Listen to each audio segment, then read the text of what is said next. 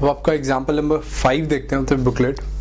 ये एग्जाम्पल हो सकता है थोड़ा आपको टफ लगे, बट वही ना, if we go in a systematic manner और स्लोली चलें विदाउट क्रिएटिंग कि दिमाग में बहुत टफ है, तो हर एक क्वेश्चन हम आराम से सॉल्व कर सकते हैं। नाउ लेट अस सी कि क्वेश्चन क्या है। इसमें क्या है कि an electron was emitted from the negative plate of a capacitor. ठीक है, अब नेगेटिव प्लेट से एमिट हुआ and there exist some magnetic field coming out of the plane of the paper in the region between the capacitors. Now we have to show that the electron will fail to strike the opposite plate if d is greater than 2mb upon eb square का whole raised to power 1/2 and we have to assume कि यहाँ पे कोई भी gravity नहीं है। ठीक है, तो first of all सबसे पहली बात तो ये देखनी है कि इलेक्ट्रॉन के ऊपर फोर्सेस कौन कौन सी लग रही है, बिकॉज इलेक्ट्रिक फील्ड कैपेसिटर के बीच में होती है। ठीक है ना, इलेक्ट्रिक फील्ड भी प्रेजेंट है एंड मैग्नेटिक फील्ड भी प्रेजेंट है। तो वी हैव टू सी कि उसके ऊपर क्या क्या फोर्सेस लग रही है। पहली बात, इलेक्ट्रिक फील्ड क्योंकि पॉजिटिव चार्ज से नेगेटिव चार्ज पर आएगी तो इस डायरेक्शन में इलेक्ट्रिक फील्ड होगी। Now first of all the first basic work is कि हम एक्सिस डिफाइन कर लें। ये हमने मान ली ऊपर की डायरेक्शन में y axis, right hand direction में z axis and coming out of the plane is z axis. ठीक है, तो अब E जो है इलेक्ट्रिक फील्ड कहां पर हुई, माइनस j कैप में। ठीक है, अब B है electric field out of the plane of the paper. तो इलेक्ट्रॉन के ऊपर क्या क्या फोर्स लगेंगी, एक तो होगी Q इंटू ई। Q इंटू ई डायरेक्शन कहां पर होगी, ऊपर की डायरेक्शन में लग रही होगी, बिकॉज इलेक्ट्रिक फील्ड नीचे की डायरेक्शन में है एंड मतलब the charge is negatively charge, तो फोर्स लगेगी ऊपर की डायरेक्शन में, राइट। तो जब ये ऐसे फोर्स लगेगी तो इसकी वेलोसिटी ऊपर की साइड पे इंक्रीज करना स्टार्ट करेगी। Now there is also an magnetic field which is perpendicular to this velocity. ठीक है, अब अगर वेलोसिटी इस डायरेक्शन में है और magnetic field out of the plane of the paper, तो फोर्स लगेगी इस डायरेक्शन में, इस डायरेक्शन में फोर्स लगेगी। इसका मतलब जब वेलोसिटी y डायरेक्शन में थी और एक x डायरेक्शन में भी वेलोसिटी आ जाएगी, right, due to this magnetic field. पर z डायरेक्शन में कोई भी मैग्नेटिक फील्ड नहीं आएगी। तो वही हमको पता करना है कि अगर ये यहां से मूव करता है तो ये वापस तो नहीं आ जाता। ठीक है, अगर d डिस्टेंस है इन दोनों के बीच में। नाउ हमको ये पता है v जो होगा वो हमेशा यही रहेगा, vx i कैप या फिर vy j कैप, मतलब यही होगा, k कैप का तो कोई कंपोनेंट नहीं होगा। नाउ अब जब काफी सारी फोर्सेस लगती हैं तो हम इनको वेक्टर फॉर्म में लिख लेते हैं, क्योंकि हर एक मोमेंट पे हमको नहीं पता कि फोर्स कहां पर लगेगी। तो जनरल इक्वेशन ये होती है F is equal to q E plus q into v cross B.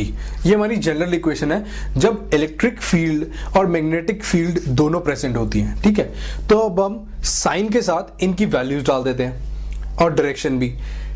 Q क्या है, माइनस ई, ई कैप क्या है, ई बार क्या है, माइनस ई जे कैप, क्योंकि माइनस जे डायरेक्शन में। ठीक है, प्लस ऑफ Q क्या है, माइनस ई, V की वैल्यू क्या है, V X I cap plus V Y J cap cross B K cap, B K cap, right.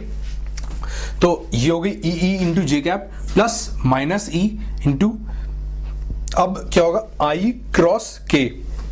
I cross कैसे देखेंगे, वही राइट हैंड थंब रूल से।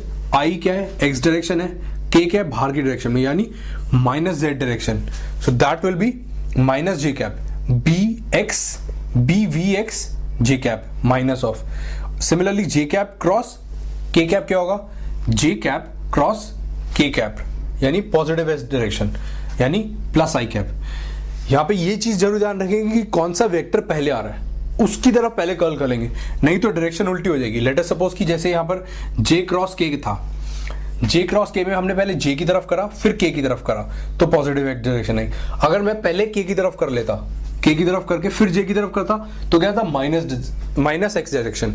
तो इस चीज का आप ध्यान रखेंगे। ठीक है, तो ये हमारी वेक्टर फॉर्म में इक्वेशन आ गई which comes out to be minus e b u y i cap plus of e e plus e b v x j cap. तो आई कैप और जे कैप में जो नेट फोर्सेस हैं ये हमको मिल गई। ठीक है, अब क्या होगा कि एफ एक्स जो होगा this should be equal to m dvx upon dt. This is true. m into A होता है. a क्या होगा? x डायरेक्शन के अंदर जो फोर्स लगेगी उसी की वजह से x डायरेक्शन में एक्सेलरेशन आएगा, उसी की वजह से dvx by dt होगा. Similarly fy will be equals to m dvy by dt. ये हम लिख सकते हैं. ठीक है. सो अब ये पता चल गया. ठीक है. नाउ अब इसको सॉल्व करने के हमारे पास दो तरीके हैं. First is the work energy method.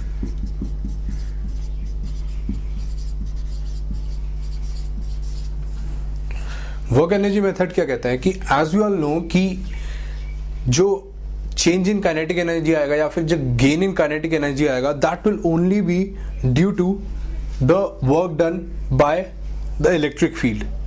ठीक है ना, क्योंकि work done by the magnetic field zero होता है, ये तो हमने पढ़ा था पहले.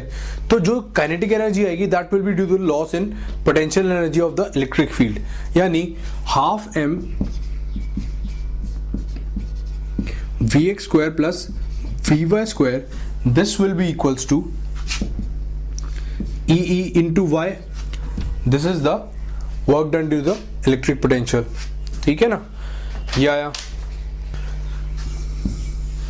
तो ये हम याद रखेंगे. Now one thing more, यहां पर हमने fx की अगर मैं वैल्यू डालूं तो वो क्या होगी? m dvx by dt is equals to minus of e b v y. ठीक है. इस मास को मैं नीचे ले जाता हूं और इसको मैं दोनों तरह से इंटीग्रेट कर देता हूं. डी वी एक्स इसको इंटीग्रेट करता हूं. इनिशियली क्या वेलोसिटी थी? Zero. Finally let us suppose v x हो गई.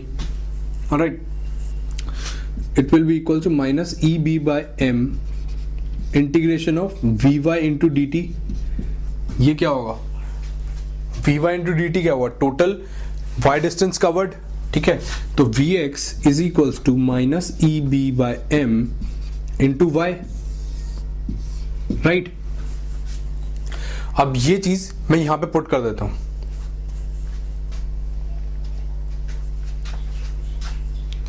तो इससे क्या आएगा?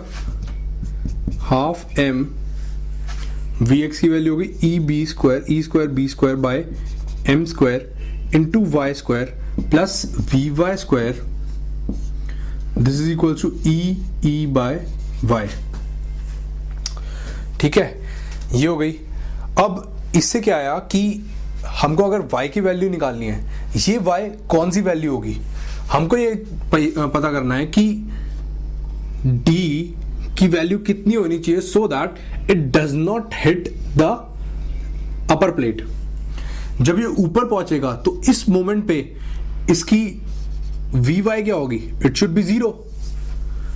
अगर ये जीरो नहीं होती तो ये और ऊपर जा रहा होता. बट इस पॉइंट पे ये हमको टोटल डिस्टेंस निकालना है कि ये मैक्सिमम कितना डिस्टेंस ट्रेवल करता है ऊपर की डायरेक्शन में. वाई डिस्टेंस कितना होगा जब वी वाई बिकम जीरो. तो अगर मैं यहां पर वी वाई की वैल्यू जीरो पुट कर दूं तो हमारी वाई की वैल्यू आ जाएगी. ठीक है ना. यहां पर मैंने जीरो पुट कर दिया. So it will come out to be e b square upon 2m is equals to e into y. Y इधर. ठीक है. और y will be equals to 2m e upon e b square. ठीक है. Now this y should be less than d. ठीक है. Now electric field की value क्या होगी? इलेक्ट्रिक फील्ड की क्योंकि हमको वैल्यू नहीं गिवन है, क्वेश्चन में क्या गिवन है कि it is charge to a potential v. तो इलेक्ट्रिक फील्ड क्या होगी? v by d. इसको मैं v by d लिख सकता हूं. सो इससे क्या होगा? d will come out to be greater than square root of 2m v upon e b square, which is the required condition. ठीक है ना.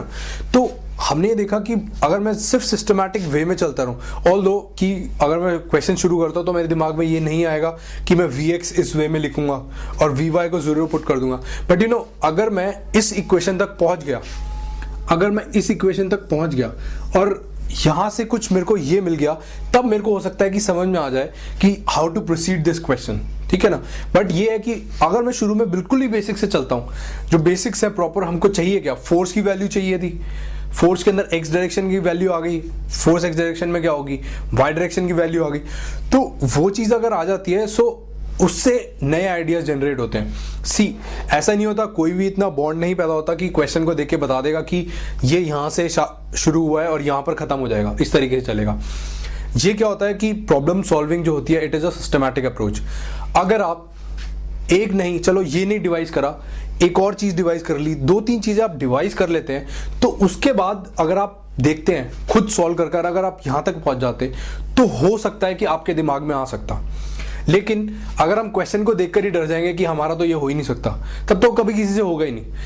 ब्रिलियंट से ब्रिलियंट बच्चा जिसकी फर्स्ट रैंक भी आने वाली है IIT में, वो क्वेश्चन को देख के ये नहीं बता सकता कि मैं इस वे में सॉल्व करूंगा, ठीक है ना। वो क्या करेगा, वो यहां तक पहुंचेगा, फिर उसके दिमाग में स्ट्राइक करेगा कि हाँ अगर मैं ये करता हूं तो मेरा आंसर आ जाएगा, और वो निकाल देगा फिर इस तरीके से। So this is the method कि कभी भी क्वेश्चन को देख के घबराना नहीं है। जो घबराते हैं उनका सिलेक्शन नहीं होगा, ठीक है ना। One thing is very important which I've learned is courage. You should have the courage कि आप उस क्वेश्चन पे जंप कर सको। बट ये होता है कि अब आजकल आप लोगों को थोड़ा टाइम भी मैनेज करना पड़ता है। मैं ये नहीं कहता कि हर एक क्वेश्चन को जंप करो, but if you have time, अगर आपके पास टाइम है, you should have the courage कि आप यहां तक आ सको। अगर आप यहां तक आ गए या इससे एक स्टेप और आगे आ गए तो सारा खेल खत्म है। ऑलराइट, अब मैं इसका आपको सेकेंड मेथड बताता हूं, how to do it. No let us see the second method which is the differential method. अब अगर मैं यहां तक पहुंच गया, dvy by dt is equals to eb vx plus e by m and dvx by dt is equals to minus eb vy by m। तो जब यहां तक पहुंच गया, सो मैं अगर पर्सनली कहूं तो मैं अगर होता आपकी जगह, अगर ये क्वेश्चन में एग्जाम आया था और मैं यहां तक पहुंच गया था, तो मेरा जो बेस्ट ट्राई होता, it would be through differential method. वो क्यों? बिकॉज अगर आपने डिफरेंशियल इक्वेशंस कर लिया है तो क्या होगा कि Vx आपको दिख रहा है, यहाँ पर एक Vy है, सिमिलरली यहाँ पे Vx है, यहाँ पे Vy है, यहाँ पे dvy dt है, यहाँ पे Vy है, और यहाँ पे dvx by dt है और यहाँ पे Vy है, Vx है। अब अगर मैं इस Vx को ऐसी किसी फॉर्म में कन्वर्ट कर लूं तो हो सकता है Vx मेरा एलिमिनेट हो जाए और मेरे को Vy की वैल्यू मिल जाए, ठीक है ना। तो मैं क्या करता हूं, मैं ऑब्वियसली यही करूंगा। अगर मैं यहां तक पहुंच गया तो मैं इसको डिफरेंशिएट कर दूंगा। It will come out to be d2vy by dt square is equals to eb by m into dvx by dt, ठीक है। अब dvx by dt की वैल्यू मैं यहां से पुट कर दूंगा तो मेरी एक डिफरेंशियल इक्वेशन आ जाएगी which will be in the terms of Vy, और मेरे को Vy का आंसर मिल जाएगा, ठीक है। तो ये जो आगे सॉल्व है ये आपकी बुकलेट में गिवन है। सो मैं ये कहना चाह रहा हूं कि वर्क पर एनर्जी मेथड हो सकता है किसी बच्चे को स्ट्राइक करे और किसी को ना करे, बट दिस अगर कोई यहां तक पहुंच जाता है तो आई एम डेफिनेटली श्योर कि जो बच्चा IIT क्रैक करने वाला है या जिसका IIT में सिलेक्शन होने वाला है, he will be able to do it by the differential method very easily. बस प्रॉब्लम क्या रहेगी, हो सकता है वो यहां तक ना पहुंच पाए, बट अगर यहां तक पहुंच गया, he will definitely do it and by the differential method only. All right.